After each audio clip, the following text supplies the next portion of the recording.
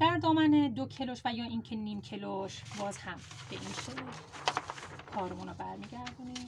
این قسمت میشه درز پشتمون که اینجا زیب میخوره.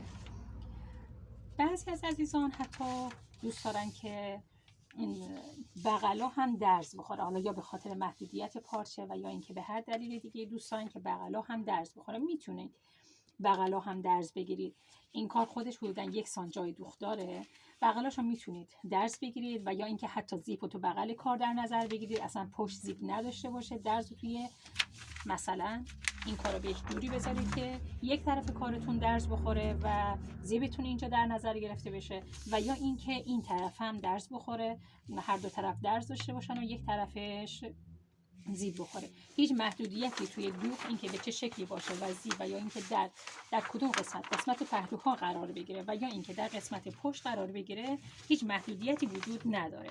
و اما اینکه در مورد متراژ پارچه 2 قد به اندازه 2 قد دامن به علاوه شعاع دامن پارچه نیاز داریم.